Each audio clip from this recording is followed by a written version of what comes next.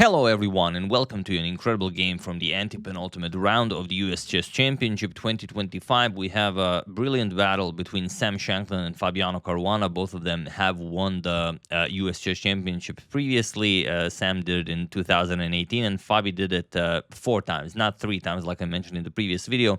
Although he did win it 3 times in a row from 2022 to 2024, he also won it in 2016. So he is a 4 times US Chess champion. And this game, I not to spoil too much, but to be an elite player, you have to play the opening brilliant. You have to play as the saying goes, the opening like a book, the middle game like a magician, and the end game like a machine. But also when that one moment in the game happens, the critical moment of the game, you have to be able to calculate flawlessly. And this is exactly what happened in this game. So let's see what this is, because it's baffling how complicated and how incredible chess is. So Sam with white opens with pawn to e4. We have pawn to c5, and for those of you who do not know, Fabi is currently leading the tournament, so a win against Sam would give him very, very good chances of winning the entire event. We have knight to f3, pawn to e6, the sort of French Sicilian. We have d4, captures, and knight to c6, the Taimanov variation, knight to c3, and we have pawn to a6, transposing into the open Sicilian. A bit more common is queen to c7. We have bishop to e3, again transposing into the Taimanov, and now with queen to c7, we go into the standard Bastrikov of the Taimanov. But here we have knight to f6, bishop to d3, and only now queen to c7. Again, transposing into the Bastrikov variation. And most common here is just castles kingside, but Sam deviates with this queen to e2 move, and I couldn't find any games played at the absolute top level. There are grandmaster games with queen e2, but not at the absolute top level. So he's trying to take Fabi out of book here. Fabi strikes with pawn to b5, not overly impressed. Knight captures, we have queen captures, and castles queenside. And now Fabi just goes bishop to b7. Now, b4, of course, is the first move you think of, and it is the top move recommended by the engine. But Fabi realizes that, okay, Sam is playing incredibly quickly. He has an hour and 31 minutes on the clock. So basically playing instantly, maybe not go for the top engine move, as he knows how to play against that. So he just goes bishop to b7. Another example of where the threat is stronger than the execution. And indeed, here we have king to b1, bishop to e7, and this is where Sam spends the first moment in the game to actually spend some time. Because even instead of bishop e7, Fabi could have played b4, but now Sam isn't sure whether he can afford a move like pawn to e5 and then maybe go into a trade like e5, knight d5, knight captures, queen captures. Looks nice, but is there a discovery here? For example, bishop captures on h7 looks interesting, but queen captures on g2, queen captures on e5. So if you don't know this position, you could spend an eternity calculating it. So he just goes pawn to a3, stops b4, and okay, now we can play. It's fair to assume that Sam is also out of book here. And again, pawn to b4, top move recommended by the engine. Fabi just goes queen back to c7. Again, saying the threat is stronger than the execution. We have bishop to d2. Castles kingside, and now pawn to h4. He's starting the flank attack with g4, h5, and g5 incoming, and now the best way to counter a flank attack is by attacking the center, and that is what Fabi does. Pawn to d5. Okay, he captures, we have knight captures, and bishop captures on d5, followed by bishop to c3. And this is a very sneaky attempt by Sam because his position is very nice, and he should go rook h3 right away if he is, I would say, playing for a full point. But playing bishop to c3, it seems like a beautiful attacking move, and also inviting Fabi to play bishop captures on a3. But if Fabi captures, it's an instant draw, because after bishop captures on a3, yes, you cannot recapture, but you can play rook h3 now. And okay, how do you continue? You have to stop rook to g3. Rook to g3 would be incredibly unpleasant. So bishop back to d6, but now bishop captures on h7, and you force a draw. King captures, queen to h5 with check, king to g8, and now bishop captures on g7. A double bishop sacrifice, but not like the famous Lasker one. Here, after you capture, yes, rook g3 is out of option, but queen g5 ensures a perpetual. So That's the idea behind this bishop captures on c3 move.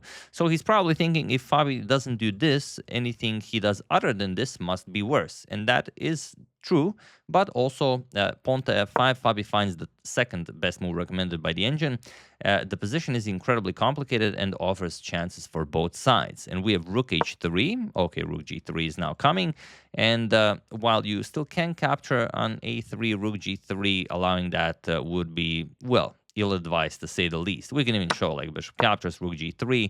How do you stop captures? Let's say you go something like rook to f7. This would be best. And after bishop captures, black is just worse. E captures, best move. Rook captures on d5. Bishop to f8. Yes, you hold, but it just looks very ugly. So after rook h3, rook 8 to d8 by Fabi. And okay, what do you play? The idea is now that if you go rook to g3, now bishop f6 is the way to counter, and okay, we just continue. The rook is nicely in the game.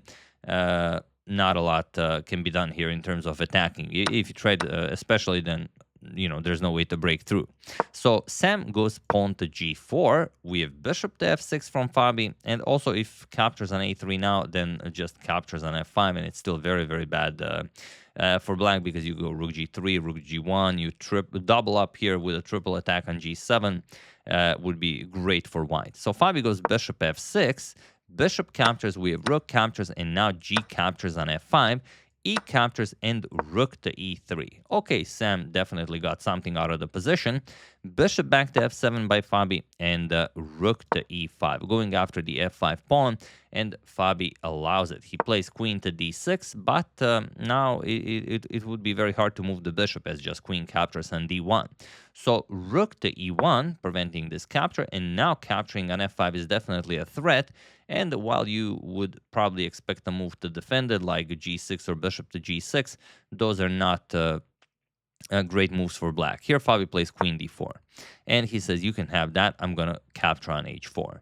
And there seems to be nothing better for Sam to do. He does go bishop captures on f5, queen captures, and now pawn to f3, preparing queen to e4 to trade off queens, and Fabi plays queen to f4, now threatening the bishop, and queen e4, defending and offering a queen trade. We have queen captures, bishop captures, and just pawn to g6, and it seems that Sam is out of the woods, Fabi is also out of the woods, and we're just going to have a nice endgame.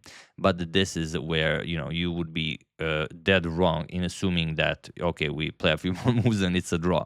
So king c1, okay, king g7, both players start improving the position of their kings. a4, we have b captures and rook to a5, going after the queenside pawns. Bishop to e8, defending a4, and now not rushing to capture on a6, rook to c5. And you can't capture as the rook is defending it, but also you could maybe go after it. Rook c5 first. Okay, we have pawn to h5, pawn to c4, already starting to push the past c pawn.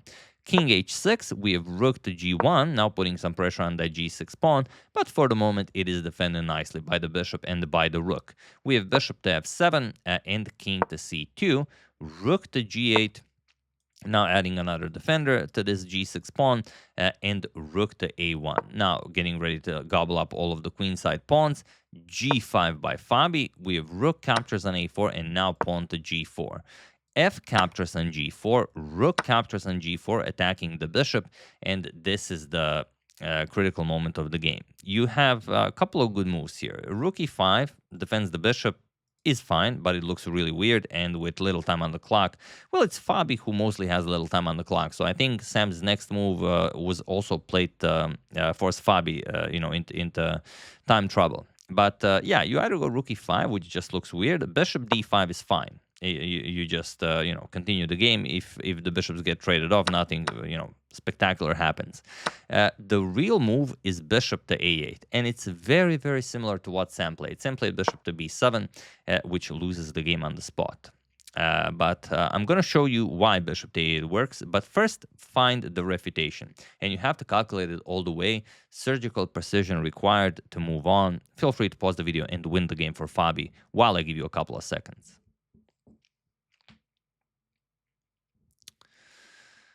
So, believe it or not, it is bishop to g6 check. Probably the first move you thought of, as, checks are like that. Well, first you think maybe of a capture, then of a check, but still. we're going to show why bishop to b7 loses and why bishop to a8 is perfectly fine. Well, bishop to a8, if played the same, bishop to g6 check. Look at this, king d2. Now we're going to play rook to d2 check. Okay, king to e1. Let's say rook to e6 check. You're going to go king f2, rook to d2 check, king to g3, and now we're going to play rook to d3 with check, but now you're just going to go king to f2, and now the spectacular rook to b6 that would come with an attack on the bishop and on the b2 pawn that comes with check, and then you're getting checkmated, does not come with tempo. That is the key difference behind bishop to a8 and bishop to b7. So, I mean, there's something to consider in your own games. I mean, you always try to move the bishop as far as possible, or any piece so your opponent cannot attack it and use it in some crazy combination. But yeah, bishop to 8, it just looks like a move your uncle would play. Like, it's the least useful looking move ever. But yeah, that's what was required. After bishop to b7, we go into the same line, bishop to g6 check. But now you have other options. You don't have to go to d2, but they're not great. For example, if king to b3, then rook b6 check. Yes, you can defend with rook b4, but it is not this rook that wins the bishop. Look at this, rook g3 check, king a4, bishop to c2 with check, king to a5, and now captures on b4, king captures, and rook to b3 check. It is actually this rook that picks up the bishop. So, I mean, incredible stuff. And of course, if king to c1, just rook f2 with rook g1 checkmate. That's all there is to it. So move 40, Sim has to make it. He has time, but time is the least of his worries. He goes king to d2, and now rook to d4 check, king to e1, we have rook to e6 with check, king f2, rook to d2 with check, king g3, and now rook to d3 with check. And yeah, you have some options here. For example, if you go to f4, then rook f6 with check. And after king to e5, just rook to f5 check. Yes, you can attack the rook here, but captures also delivers a check and defends the rook on d3. So after rook d3 check, king to f2, and now rook to b6. Ouch, that just hurts. And now, yes, you can play bishop f3, but then rook f6, you lose the bishop. Or instead of this, you could go bishop to a8 now, but then just rook captures on b2 check, king e1 to stop checkmate, rook g3 threatens checkmate, king f1, and now bishop d3 check, forces king e1, and rook g1 will again be checkmate.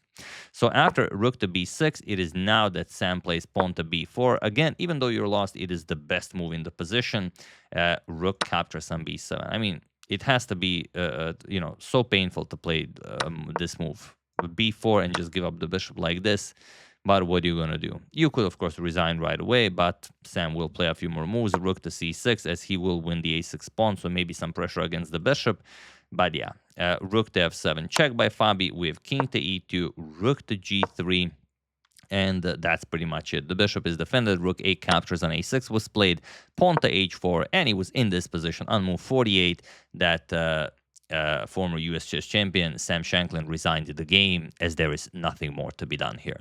H3, H2, H1 is coming, and it's even a fun race. We could play it out like B6. Okay, now you can't play B7 because of this, but you can, put the rook on C7 or on A7, and then after you bring a queen into the game, you can maybe play captures, and after bishop captures, you open up a B7 with check, and after the king moves, you bring a queen into the game, but it matters very little because queen H2 check, the rook is preventing the white queen from capturing it.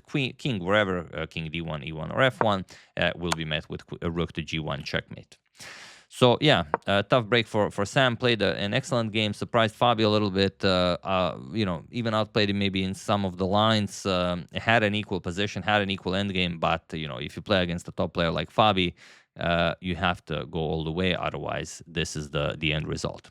And with this win, Fabi goes up to 2792.4, so he's less than 8 points away from 2800. Will he rejoin the club? I don't think anyone has any doubts about that. It's only a question of when. And these are the current standings of the US Chess Championship. Fabi leading with 6.5 points, so 2 more rounds to go. If Fabi wins both of them, it's again up to Fabi. I feel like every US Chess Championship, it is up to Fabi. It's not like he has to wait for other results to decide whether he wins or not.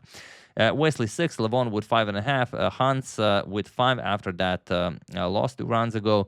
Sevian and Andy Woodward with 4.5. Andy Woodward also doing incredible. It is Andy who took down Hans Niemann, and it was, a really, really awesome game. And Andy is the junior U.S. Chess Champion going into the U.S. Chess Championship 2025 as sort of the underdog, but you can see that he's doing incredibly well. Ray Robson and the Grigori opponent with 4.5. With 3.5, we have Schwierz, Shankland, Awon Liang, and Abhimanyu Mishra, the youngest grandmaster. Although playing incredibly well, not having incredible results. Sometimes chess is like that. So yeah, really hope you enjoyed it. Big congratulations to Fabi on that beautiful, the surgical end game. And yeah, I mean, that's why we love Fabi's games. I would like to thank P.A. Bauer, Gerard St. Pierre, Brazos Valley Chess Society, Francesco Corradi, and Uzi Shale for your contribution to my channel. Thank you a lot. I really appreciate it.